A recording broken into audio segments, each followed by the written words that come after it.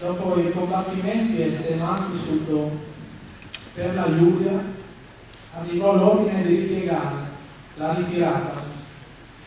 Dice De Testi: vivemmo quei giorni in una condizione in cui per noi non ci fu né sosta né pietà.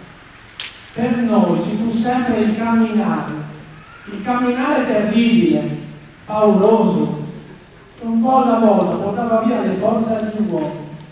Il marciare dal mattino a notte inoltrata in condizioni spaventose di gelo, di stanchezza, di sonno e fame, senza fermarci, se non quando c'era un combattimento, quando c'era da rompere l'accecchiamento dei russi. Dopo 200 chilometri di ripiegamento a piedi, con pochi muri e slitte, sempre astramente contrastati dai reparti nemici e dai partigiani sovietici, il mattino del 26 gennaio 1943, gli alpini della Tridentina, alla testa di una colonna di 40.000 uomini, quasi tutti disarmati e in parte congelati, giunsero davanti a Nicolaievka. Per dare il colpo mortale al nemico in ritirata, i russi si erano trincerati fra le case di questo villaggio che sorge su una modesta collinetta protetta da un terrapieno della ferrovia che correva pressoché attorno all'abitato e che costituiva un'ottima protezione per il nemico.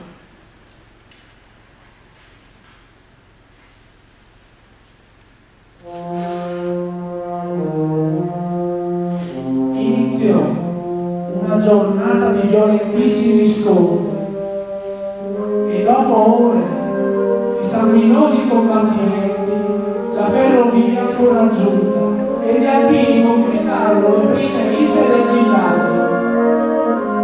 Fu un susseguirsi di assalti e contrassalti portati di casa in casa.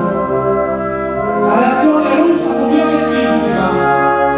Gli alpini furono così costretti ad arretrare, ad abbarbicarsi sul terreno in attesa di rinforzi.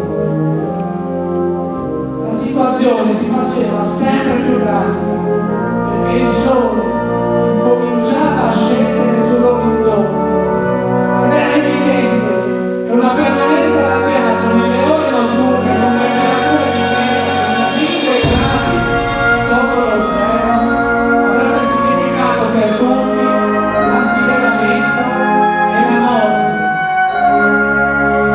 Quando ormai stavano calando le prime ombre della sera e sembrava che non ci fosse più niente da fare per rompere l'accentramento, il generale Reverberi, comandante della Tridentina, saliva sul semovente tedesco e, incurante della violenta reazione nemica al grido di "Tridentina avanti!", trascinava i suoi alpini all'assalto.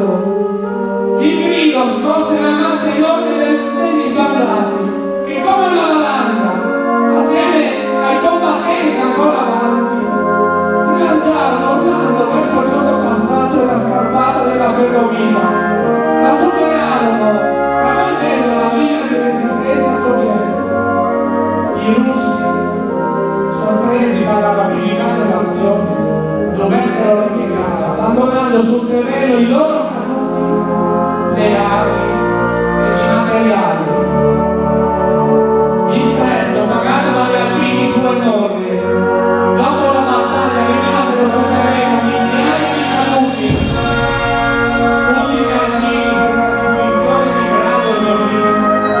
Diedero un esempio di coraggio, di spirito di sacrificio e di alto senso del dovere. Dopo Nicolaievka, la marcia degli alpini proseguì e scrive ancora Beleschi: non mangiavamo poiché non c'era più nulla da mangiare. Quello che mangiavamo lo trovavamo nelle isole abbandonate, andando a fugare nei cassetti, se c'era rimasto ancora nelle frassure qualche seme di girasole.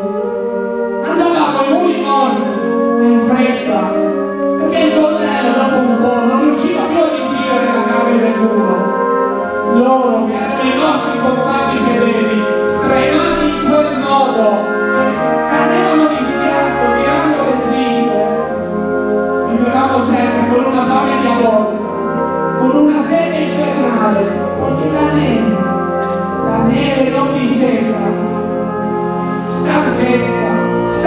questa croce, perché camminavamo 18, 20, 22 ore al giorno e avevamo i combattimenti da affrontare. Tutto questo era la nostra vita, avevamo il gelo che ci arrivava nelle gambe, che ci penetrava nel sangue. Ebbene, noi marciavamo in queste condizioni, ci fosse il sole o la nebbia, ci fosse la tormenta, ci fosse quel vento siberiano che incrostava i baffi, le barbe, e ci rendeva degli istanti ricordati di ghiaccio, che con il passare delle ore andavano man mano ingrossandosi.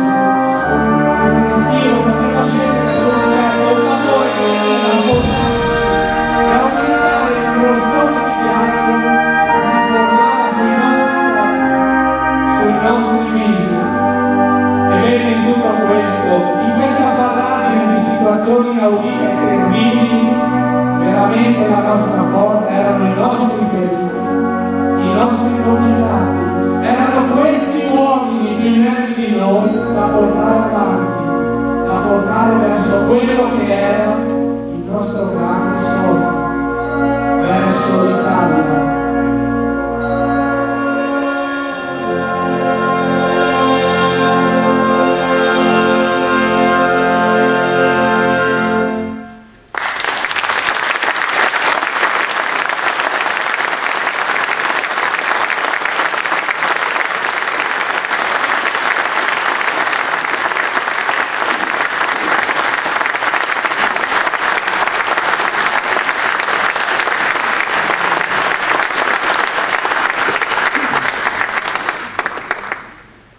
Concluderei questo breve viaggio con due considerazioni sull'importanza della memoria che sono state ricordate in due periodici, nel quale si parlava dei caduti sul fronte russo e di Armando Tomasetti, caposellaio del 9° reggimento alpini della Giulia, che non fece mai ritorno a casa. Una sola considerazione finale. Il giudizio etico e politico sulla guerra e sulle responsabilità appartiene alla storia e agli storici, all'abnegazione e l'eroismo con cui tanti giovani si sacrificarono sui vari fronti del secondo conflitto mondiale, certi di farlo per l'Italia, non può e non deve essere né dimenticato né rimosso. Il senso della nazione si recupera anche onorando questi suoi figli. E ancora, la memoria è come un giardino, va curata, altrimenti si ricoprirà di erbacce e i fiori dei giusti scompariranno di volare. Grazie.